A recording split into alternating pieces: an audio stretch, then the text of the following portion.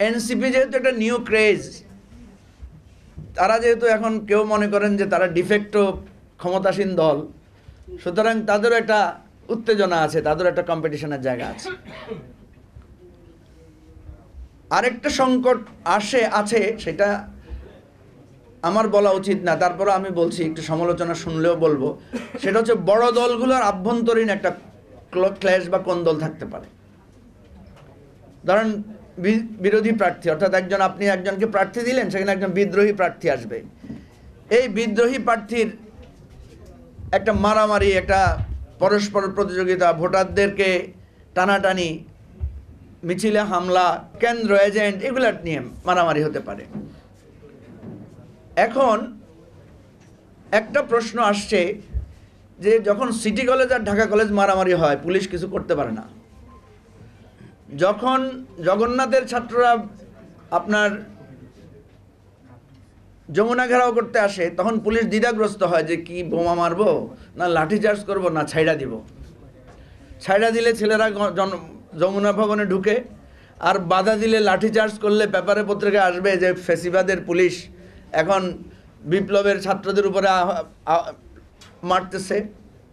তো নির্বাচনের সময় পুলিশ কাকে লাঠিচার্জ করবে? ধরেন বিএনপি আর জামাতের মিছিল মুখোমুখি হইল, জামাতরে মারলে ওরা বলবে যে আমরা তো এই গোপনে এই আন্দোলনের প্রধান শক্তি ছিলাম, আর বিএনপিকে মারলে বলবে যে আমাদের 17 বছর 18 বছরের সংগ্রাম, আমাদের কি এটাই প্রাপ্য ছিল? আর আমাদের গায়ে মারলে তো আমরা বলবো যে হ্যাঁ, আমরা এমনি কথা কইতে পারি না, তা আমাদের একটা ছোট্ট মিছিল, তাও পুলিশ এসে মারলো। সুতরাং নির্বাচন এটা প্রহসনমূলক, এটাতে আমরা নাই। ভাই, আমি কি কোনো খারাপ কিছু কইতেছি? আপনারা চুপচাপ বসে রয়েছেন, সব একটু সম্মতি দিয়েন যে কথা ঠিক আছে কিনা।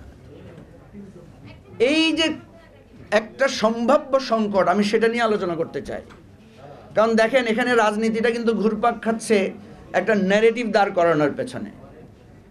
একটা ন্যারেটিভ যে এই সরকার আসল কাজ না করে নকল কাজ নিয়ে ব্যস্ত এবং তারা বিলম্বিত করতে চাচ্ছে।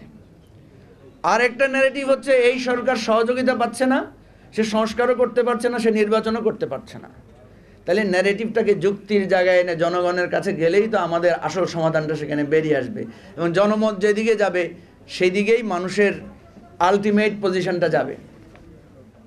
এখন প্রফেসর ইউনূস যখন পদত্যাগ করে বসবেন বা উনি ধরেন বললেন, তখন যদি জনগণের কোনো রিপারকেশন না হয় তাহলে তো একরকম হবে।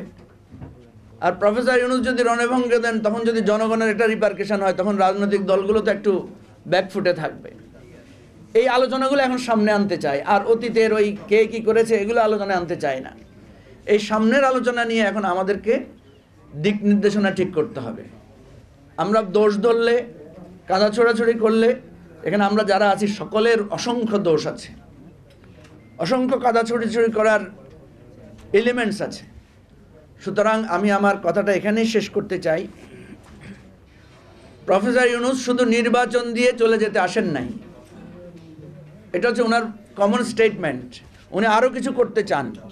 সুতরাং সেটা আমরা ওনার কাছে জানতে চাই, জিজ্ঞেস করতে চাই যে আপনি আর কি কি করতে চান। সেই কি কি করতে চানের মধ্যে আমরা যদি ওনাকে বলি যে ঠিক আছে এটা করেন, ওইটা করেন না, এগুলো পাবলিকলি আলোচনা হোক। আর উনি যদি মনে করেন যে না, আমার সাথে আপনাদের পোষাচ্ছে না, তাহলে সেকেন্ড টায়ারের আলোচনাটা শুরু করতে হবে যে আমরা আমাদের নির্বাচনের জায়গায় কিভাবে যাব।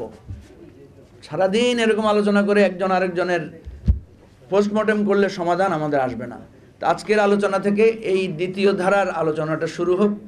আমি এই গণতান্ত্রিক রাষ্ট্র পরিষদকে, স্পেশালি সাইফুল হক ভাইকে ধন্যবাদ দিই, কারণ উনি আমাকে এখানে থাকার জন্য বলেছেন।